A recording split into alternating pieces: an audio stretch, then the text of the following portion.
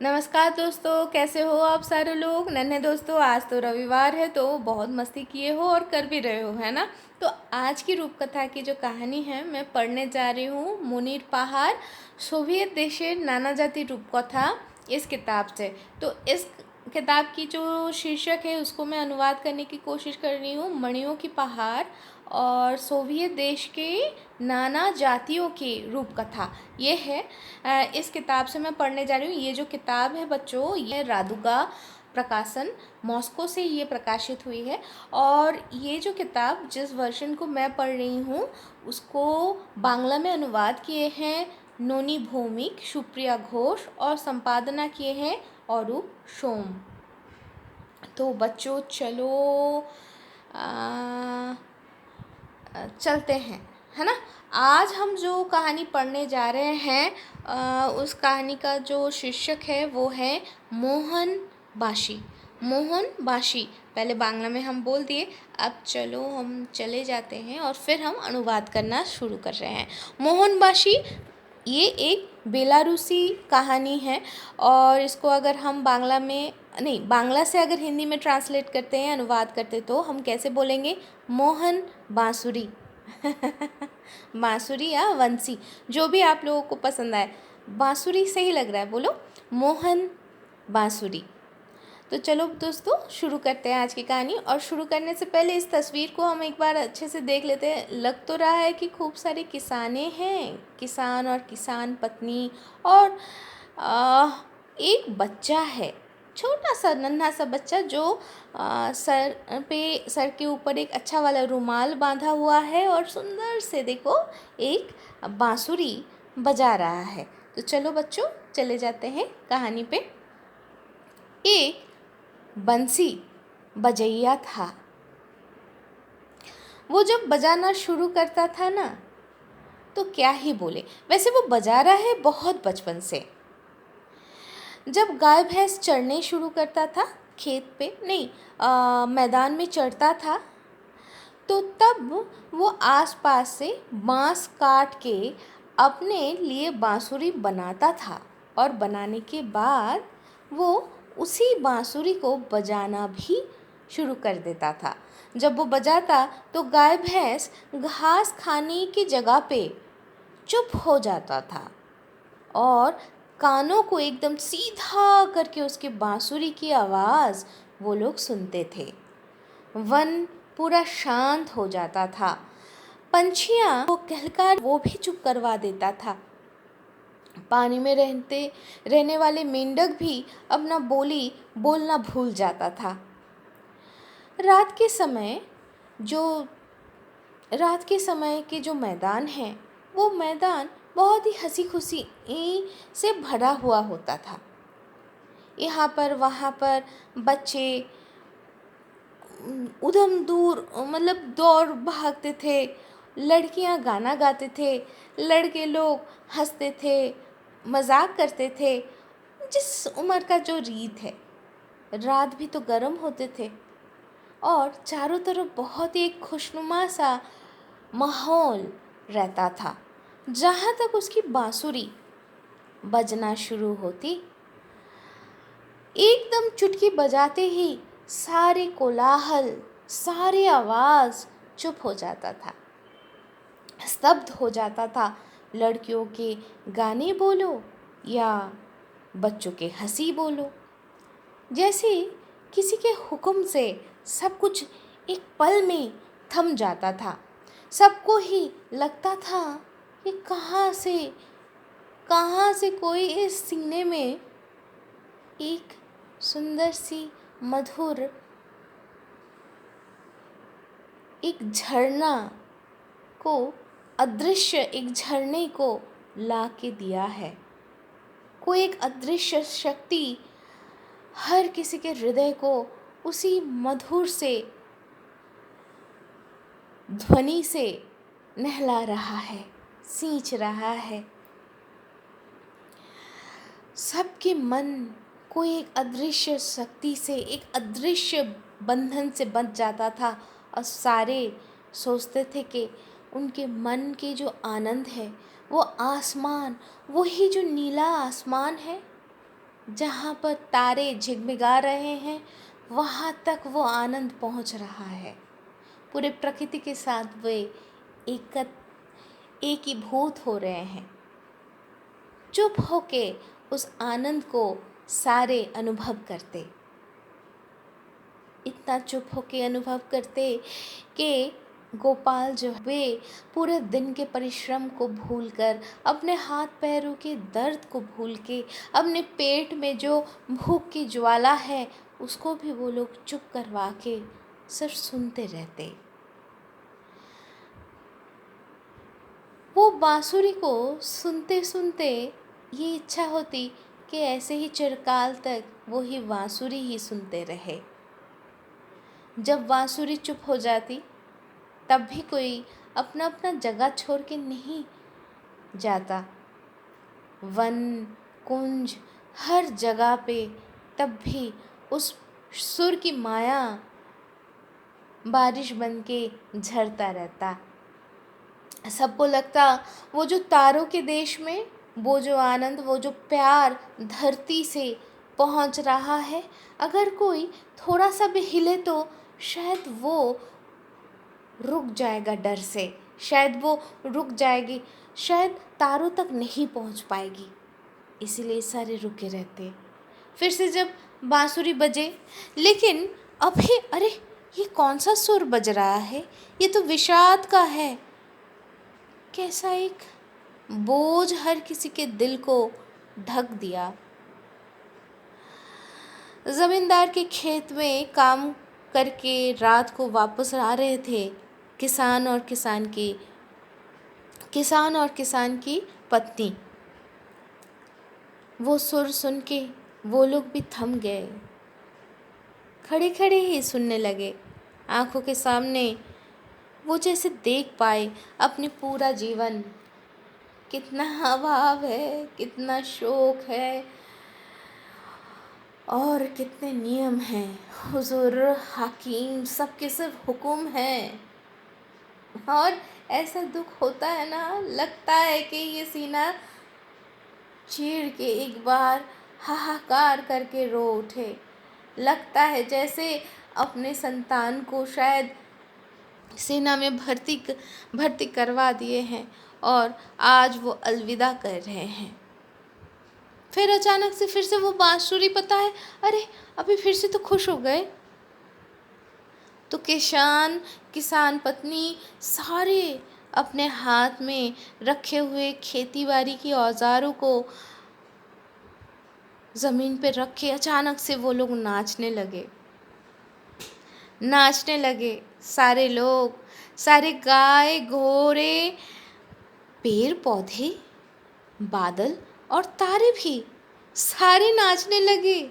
वो जो आनंद था ना, वो जो सुरमय माधुरी थी, वो तो पहुंच चुके हैं, सबको बांध लिए हैं। फिर से आनंद में सारे नाच उठे। पता चला मोहन बांसुरी जो है उसकी सुर वो छोटा सा लड़का बजाता था, वो कितना शक्तिशाली था। सच्ची में वो इंसानों के मन को लेकर कुछ भी कर पाता था। वही छोटा सा लड़का आज बड़ा हो गया है। आज वो एक बेहाला यानी वायलिन बनाया है और उस वायलिन को लेकर वो पूरे जगत को घूमने के लिए, देखने के लिए निकल पड़ा। जहाँ पर भी जाता है वहाँ पर ही अपने वायलिन बजाता है और सारे लोग प्यार से उसको अपने पास रखते हैं, उसको खिलाते हैं, पिलाते हैं और आगे बढ़ने के लिए भी कुछ बांध के देते हैं। बहुत सारे दिन बीत गए ऐसे ही घूमते घूमते। जहाँ अच्छे इंसान दिखे उनको वो आनंद दिए, जहाँ बुरे इंसान दिखे, जहाँ पर कठोर इंसान दिखे, बिना छुरे से ही वो सबके सीने को फाड़ दिए। जहाँ पर भी जाते वहाँ जागीरदार थे, उनकी बातें वो अमान्य करता रहता। इसीलिए हमारी ये जो बजैया है, ये जो बजैया है, नहीं अभी तो वो वायलिन बजाता है ना। तो मोहन बांसुरी वाला उनके रास्ते का कांटा बन गया। सबसे सबसे ज़्यादा उनको ये लगा कि ये लड़का हमारे गले में हड्डी जैसा अटक रहा है। तो जागीरदार लोग ये निर्दिष्ट किया कि दुनिया से इसको हटा दो, ये हमारे तरह क्यों नहीं चलता, क्यों अलग रहता है, क्यों खटकता है। ये सोचकर वे लोग इसको बोले, उसको बोले, इसको पकड़े, उसको पकड़े और बोले इसको कत्ल कर डालो, पानी में डुबो के मार डालो। लेकिन वैसा कोई मिलता ही नहीं है। बाकी लोग जो साधारण से हैं, बहुत ही नगण्य से हैं, वे उस बांसुरी बजैया को बहुत असाधारण से प्यार करते।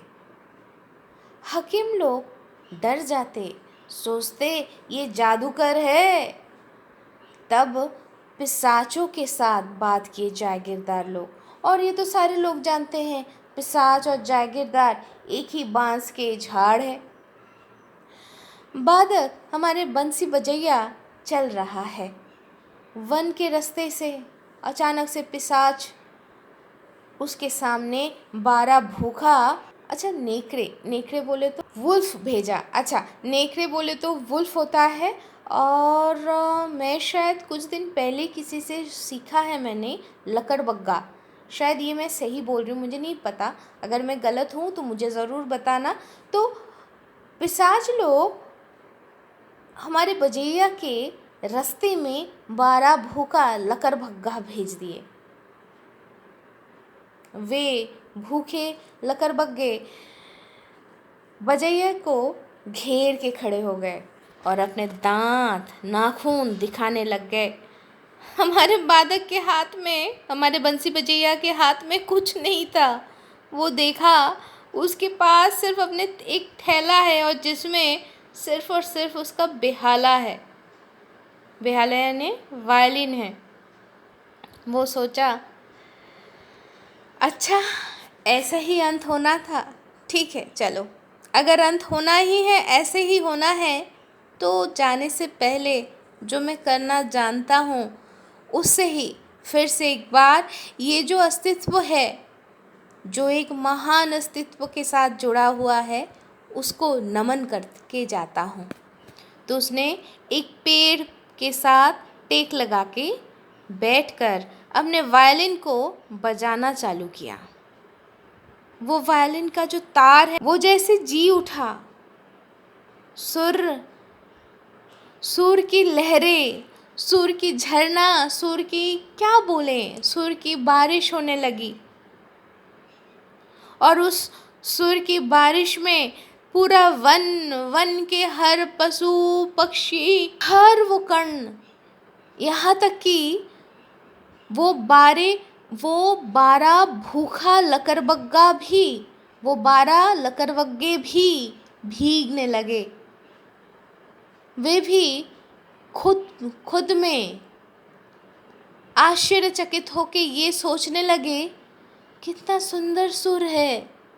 वे भूल गए कि उनको वो खाना था, वो भूल गए उसके ऊपर झपटना था। वो सोचने लगे कितना सुंदर सुर है, इतना सुंदर धरती है, कितना सुंदर चारों ओर है। और ऐसे ही एक घोर के अंदर वो वन के अंदर वापस चले गए। और हमारे जो बंसी बजैया उस स्थान से वो जो चलने शुरू किया था, वो चलते रहे। जब वो उस जंगल को पार करके बाहर निकल के आया तो वो देखा सूर्य नारायण अस्तगामी हैं और सूर्य किरणें सिर्फ और सिर्फ जंगल के पेड़ों के सर पे लगा है। जैसे लगा कि हर कोई स्वर्ण मुकुट पहना हुआ है और चारों ओर जैसे सोना पिघल के बरस रहा है। सब चुप। अगर एक छोटा सा तिनका भी गिरे तो शायद आज सुनाई पड़ जाए। नदी के किनारे पे आके बजैया बैठ गया। अपने थैले से वायलिन निकाला और फिर बजाने लगा। पता नहीं क्यों वो एक सुंदर सा ऐसा धुन बजाने लगा कि धरती सुनने लगा और आसमान भी। इसके बाद वो जहाँ तक पोल्का वाला सुर बजाने लग गया तो सारे लोग फिर से नाचने लगा। ठंड के बर्फ़ की जो झंझा या इसको क्या बोलेंगे, तूफ़ान होता है ना, बर्फ़ों का जो तूफ़ान जो घूर्णी होता है, घूर्णी यानी साइक्लोन जैसा, तो ठीक वैसा ही आसमानों के तारे सारे नाचने लगे। इतने खुश हो गए। बादलें भी नाचने लगे।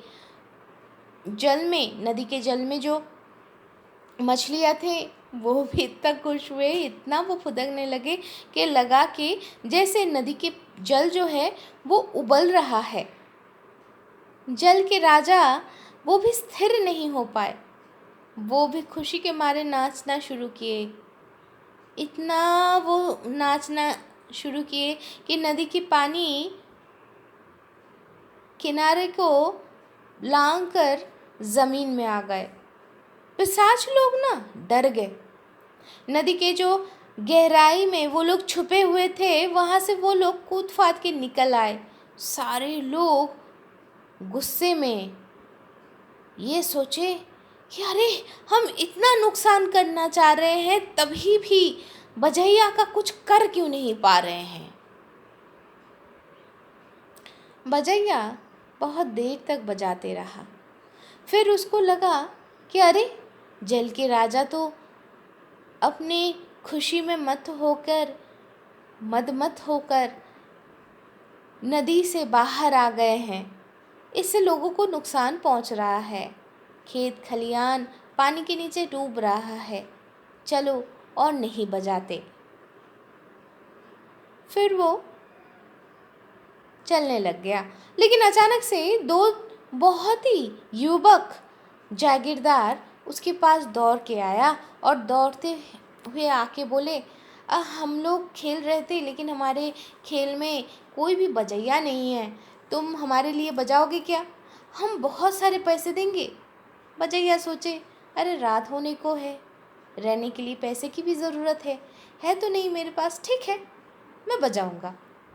तो वो दो युवक जागीरदार बजैया को ले महल में। वो लोग देखे कि भाई जा रहा है तो वो अपने साथ लेके आ गए। अब बजैया क्या देखा? बजैया देखा कि लड़का लड़की सारे छोटे उम्र के जागीरदार एक ही जगह पे हैं और वो टेबल के ऊपर एक बहुत बड़ा सा गमला रखा हुआ है और वहाँ पर सारे एक के बाद एक उसमें उंगली डुबो के फिर उसमें जो भी था वो आँखों में लेप रहा है। बजैया भी वही किए। जहाँ तक वो अपने आँखों में लेप लगा दिए तो उसको ये दिखा कि वो ये जो लड़के और लड़कियां हैं, लड़के और लड़की जागीरदार है, वो सच्ची में इंसान है ही नहीं। वो सारे पिशाच और पिशाचिनी हैं। और जिस जगह पे अभी वो है वो भी महल नहीं है, वो पाताल लोक है। बजैया सोचा, अच्छा, तो मुझे इस खेल में तुम लोग लेके आए हो, ठीक है, रुको, मैं भी तुम लोगों को सुनाऊंगा। तो वो अपना वायलिन बजाना शुरू किया और ऐसा वो सुर, ऐसा वो तान प्रतिध्वनित हुआ कि उस पाताल नगरी के हर एक कण धूलिसात हो गए, चकनाचूर हो गए। और वो सारे पिशाच और पिशाचिनी जो जहाँ तक जैसे भी हो पाया, भाग गए। तो बच्चों, आज की कहानी तो यहाँ तक ही रहा और आज की कहानी से हम यही सीखे कि हम अगर सच्चे हैं, हमें जो आता है हम अगर वही सच्चाई के साथ और प्यार के साथ, लगन के साथ अगर करते जाएं तो रास्ते चलते हमें दोस्त और दुश्मन दोनों ही मिलेंगे। कुछ हमें आगे बढ़ने में सहायता करेंगे और कुछ हमें पीछे धकेलने में, हमारे रास्ता रोकने के लिए सहायता करेंगे। लेकिन अगर हम अपने कर्म में स्थिर रहे, हमारे कर्तव्य में स्थिर रहे, तो हम आगे बढ़ते जाएंगे। ठीक है ना दोस्तों? तो आज के लिए यहाँ तक ही। सारे अच्छे से रहना। और कल रविवार है, नहीं, कल नहीं, आज रविवार है और कल सोमवार है, तो स्कूल तो जाना पड़ेगा, है कि नहीं? तो थोड़ा सा पढ़ाई भी कर लेना, है ना? मस्ती तो ज़रूर करोगे, लेकिन आज थोड़ा सा पढ़ाई भी कर लेना। तो आज यहाँ तक ही, फिर मिलते हैं। टाटा।